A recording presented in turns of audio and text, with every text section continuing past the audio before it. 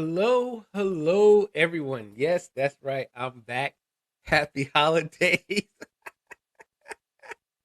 Hey, I am getting it in. Yo, I hope everyone's doing well. You know how we got to do it. Let me go to get my comment section going, get up here. We have a very interesting show tonight. Just hold on. Give me one quick second. Make sure I share this in group.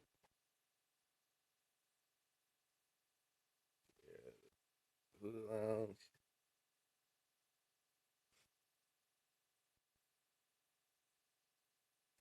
I hope everyone doing well, enjoying the evening. You know, I hope that you guys are eating good. I know I'm just kicking back. I'm gonna be honest with you. I'm just kicking back.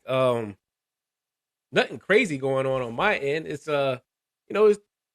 holiday time. Got a little something in the cup. Just a little something.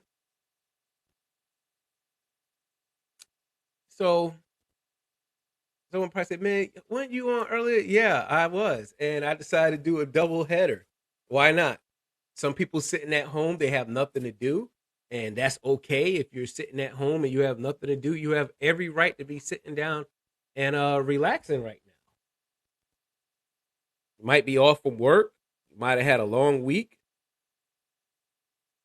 That's okay. And I myself is sitting down relaxing. So let's get right into it. So I'm going to tell you actually why I came on. There's a reason actually to why I came on. I want to share this content with you guys because I received 3 emails about this. And I said, wow, I need to report on this because this might be a concern. Now, I live here in Columbia, South Carolina, and I know a couple of park rangers, but we don't have no parks like that here in Columbia. Like parks and stuff that they have in Columbia is like recreational parks. It's nothing. It's nothing crazy, so to speak.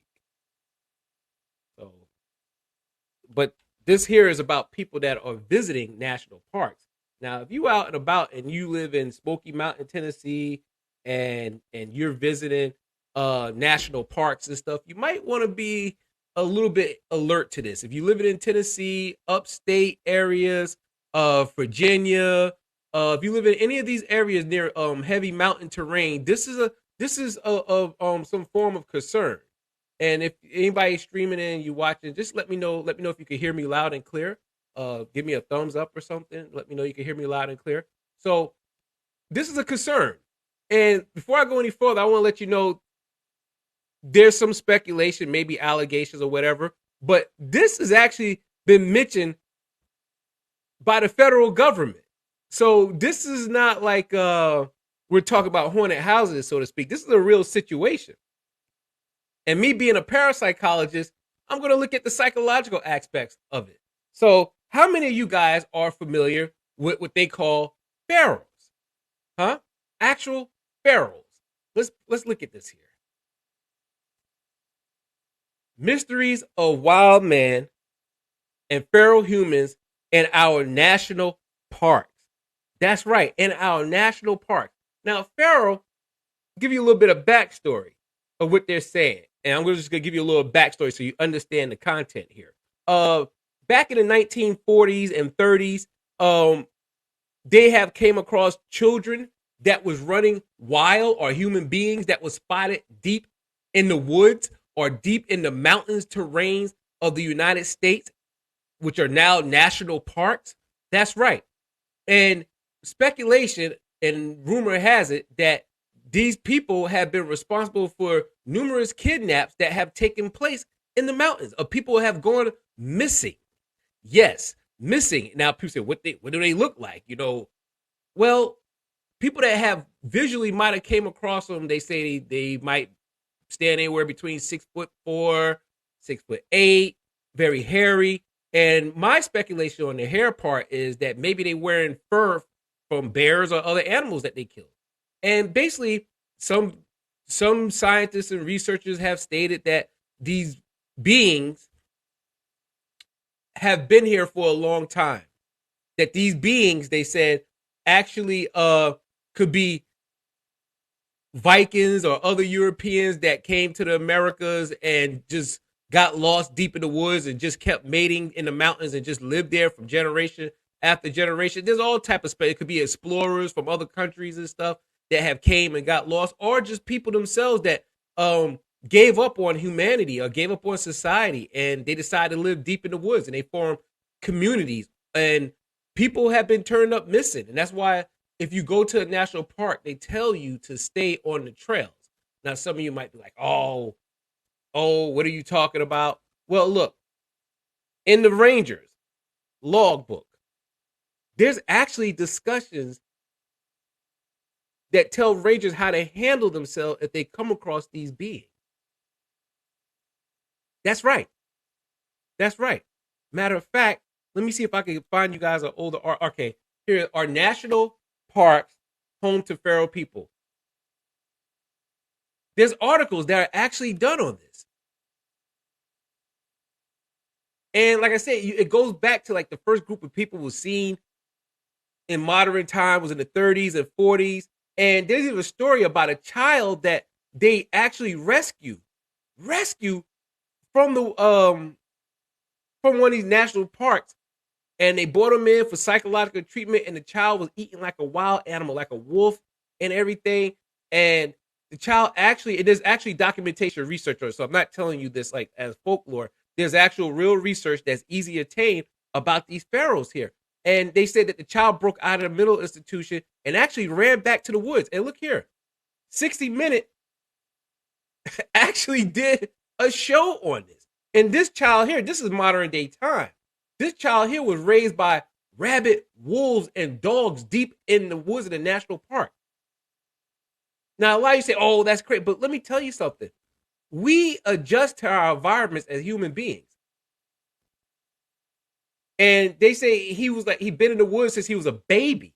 So he was actually nurtured by wild animals. And that's why he's used to walking on all fours like this. The same research from the 1950s that was established about the child that they captured or retrieved, so to speak. And same thing. They said that the child didn't know how to speak.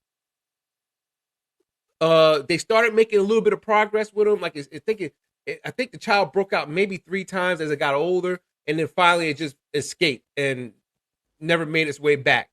So you can't really hold people in when they live like this. And this is what they say, and the national parks are saying that could possibly be deep in the woods. Deep in the woods. Pharaohs. And that's what they are. Now, they have made TV shows based off of these individuals living in the woods. And one of the shows actually was a good show. It was one of my favorite shows actually recently, a few years ago. Guys, remember this show here? Huh? The Outsiders. Remember this show? Amazing show. Go back and watch it. It was on the CW channel. You probably could find it on Prime or something. And there was the same scenario. There was like Scottish and Celtic people, I think, that been living in the mountains above. And it's crazy because how the show show them, like, they actually live in the mountains and they mountain overlook the city. And the people in the city or in the town knows about them living up there. They have their own language, their own tribal rules and customs and everything. And they've been up there for generations after generations, deep, deep, deep in the mountains. And matter of fact, not to ruin anything, they actually end up going to war with the town people, like in the last one of the season. I think it was on for three seasons. And one of the men broke out of the village and lived. I think he even went to school, college, and lived amongst them. And then he just ended up going back to his community in the mountains. But they set like booby trap for the sheriff and people getting killed up there that try to go deep into their village or go to war with them in the mountains. So Hollywood themselves have made stories off of these people.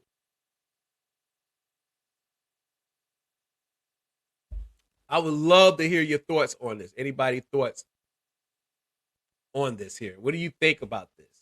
Once again, we're talking about, for those of y'all that's tuning in, talk about wild men and feral humans in our national parks. What are your thoughts? The government had let it be known that these individuals do exist deep in the woods. Now, are they cannibals? That has been the research by law enforcement that have said that these individuals are possibly cannibal and they might be responsible for individuals that are missing or turning up missing in the parks that go missing. People go off the trails like they shouldn't. They tell you to stay on the trail for a reason and they never found again. So I wonder what your views are. Look, everybody, there's a lot of land that has not been explored in the Americas. We're not talking about like Brooklyn, New York, or something where you can walk down the street. I'm talking about when you go into the woods, swamp areas, you don't know what's deep in these environments or who live in there. For generation after generation, we have no clue. No clue whatsoever. Some people have stated that they seen people, you know, watching them deep in the woods. Deep in the woods. I mean, it's something that we have to explore. Now, for example, down in Statesboro, Georgia, we have the Ogeechee River and lots of marsh swampland. And a lot of people have been stating since the 50s, they've been seeing hairy men following them in the woods or running fast and stuff. And after I started doing my research on these individuals, these pharaohs, I was like, hey, maybe these are some pharaoh or tribal human beings that living amongst the Ogeechee River and never merged into mainstream society. You never know what lived back there. Maybe some of the images that we see in a Bigfoot is really not Bigfoot. What happened? These are pharaohs that we're seeing in the woods, that these are actually humanoid people, human people, tribal people, or people that turned themselves to tribe that gave up on society, or they've been living there since like the 1400s and just, breeding and mating amongst themselves. And every now and then they pop up, or every now and then they kidnap somebody. I'm just saying, like, we don't know. And you just have to have an open mind. So, here goes, this is another thing here. Avoid the Smokies.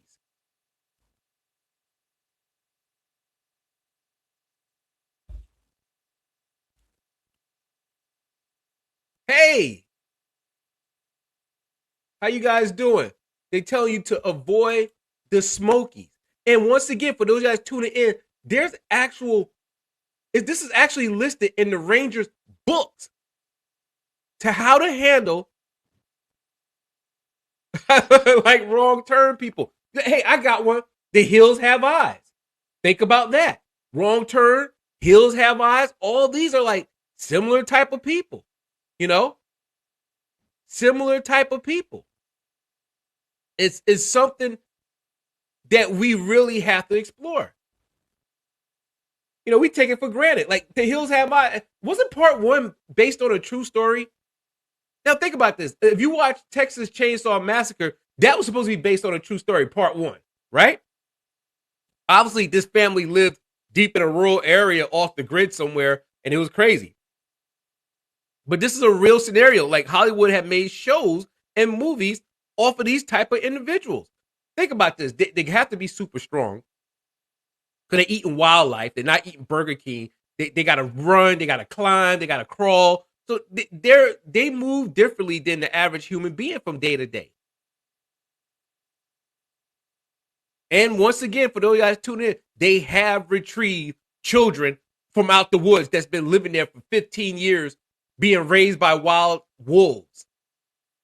And they take them to mental institutions and try to teach them how to grow. Here come another one, American Horror Story. You go watch this. It's 2 seasons ago. American Horror Story showed an episode where their son turned up missing. And the park ranger talks to them about individuals living deep in the woods. And if you watch the show, I'm not going to give too much away, but that's their son. That's all I'm going to say. That's their son. What became their son. He was turned up missing at 2 years old. And obviously you can see right here, he's not 2 years old.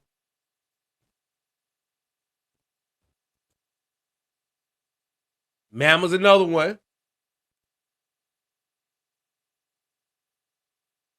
Right. I remember Texas Chainsaw is definitely I remember Texas Chainsaw is part one. They definitely said part one was based on a true story. I think that part two was too, when they were making barbecue out of the people. So you never know what or who is lurking deep in the woods. Deep in the woods. And like I said, if you want to see a show that's based on them, check this show out. Mountains of Trouble, the outside. And remember, they made like some type of hooch that was like making people like hallucinate. And the people in the town love their hooch. It was like you see all type of stuff when you drink their moonshine, so to speak, or whatever. And remember, these was like tribal people. They tell you they've been up there since early America. And it used to be on the CW channel, but once again, you might be able to find it on like Amazon and different other places and stuff.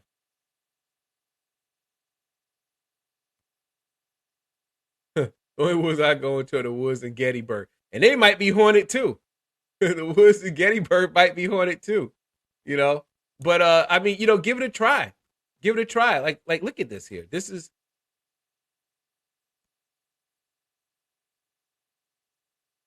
like I said, this kid here was raised by wild animals up until 12 years old. And they retrieved him.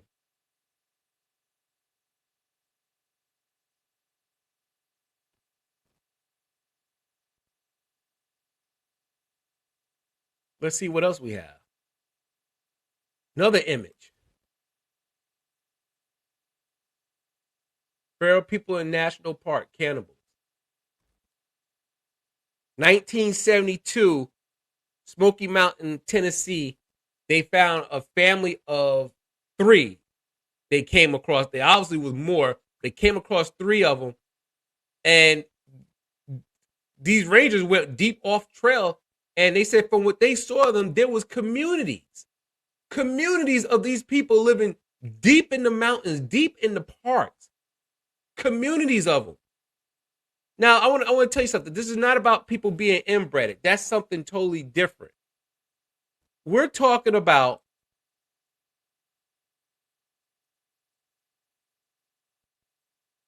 let's see here. Say you watch the documentary movie about that, and there's one you said,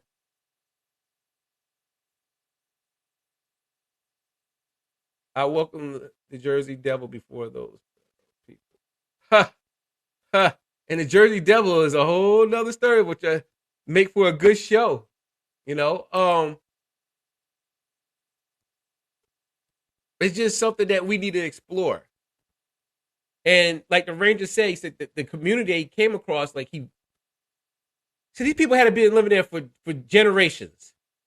And he said he couldn't find his way back. Probably lucky for him, because they probably, if they live that far off the trail, that means they don't want to be exposed. But they smart enough where they know the terrain, where they could, I guess, hunt and kill animals, and they could hunt and kill animals and get back off the path, or go back to where they come from and not be seen. But just think about this. Oftentimes, humanity has stated that they've seen Bigfoot-like animals, humanoid animal with fur walking through. What happened? These are feral.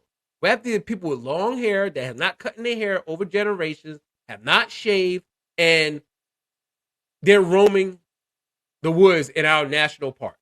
Huh? What if? It's a possibility. It is a strong possibility.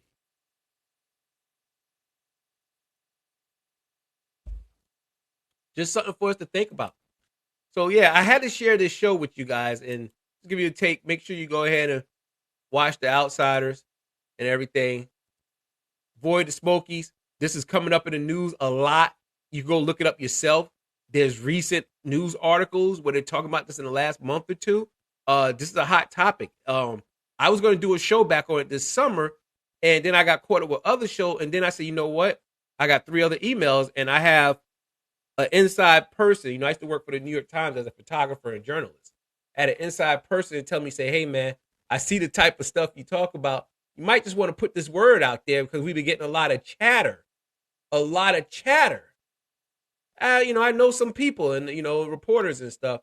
And he said there's a lot of chatter going on about these people showing up and people turning up missing.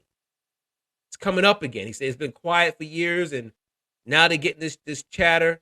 So, I mean, what are your thoughts? What are your thoughts on all this?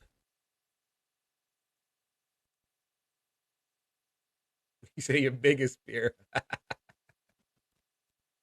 Biggest fear. Yeah, I mean, what are you guys' thoughts? I mean, I like going to the mountain. I like national parks, but you have to be careful. So look, I'm not gonna hold you guys up. Make sure you guys let you know 1st of December we will be going live. That's right, we'll be going live with the Oracle Show, hosted by Professor Dedrick Hilton. That's me. That's me. As y'all know, I'm finishing up my doctorate degree in parapsychology. That's right. Have a bachelor's in psychology, master in individual and family development, double major in vocational rehabilitation counseling. That's right. I have a certificate in forensics psychology and a few other things underneath my belt. So we'll be going live. It's going to be an amazing show. My mission is to combine everything that I am into a show with a bunch of amazing guests, knowledgeable guests on topics. This is going to be a real good show with amazing content, um, well thought out, well put together. And if you love metaphysical spirituality and science, if you love the paranormal and paranormal science, UFOlogy, and other unexplainable phenomena and higher consciousness, this is the show. This is the show. Also, make sure you go on Stream TV Network. You can go on my Facebook page. I have the link up and watch Star Seed TV. Also, Hoodoo Lounge Paranormal News and Hoodoo Lounge TV. That's right, TV. If you love the stuff that go bump in the night, paranormal investigations, if you love hauntings, you love UFOlogy and recent UFO sightings, I have a TV network with 4 channels up: Hoodoo Lounge Paranormal, Starseed TV. We have one if you into kickboxing, all that, Life Force TV, and Paranormal Music TV. All that is up there for free for you guys to see and check out. I am your host, Dedrick Hilton. That's right, Professor Dedrick Hilton. And I'll be seeing you guys later. Enjoy your holidays, man. Stay safe. Stay out these national parks till we can figure out what's going on, Um, enjoy your holidays, guys. I'll see y'all soon. Once again, we'll be going live with a new show, the Oracle Show, in the first week of December. We're going to have an amazing guest on. Not telling you who, but it's going to be an amazing guest on. And make sure you guys tune in live here, Hoodoo Lounge TV and Parafam. We'll see you guys soon.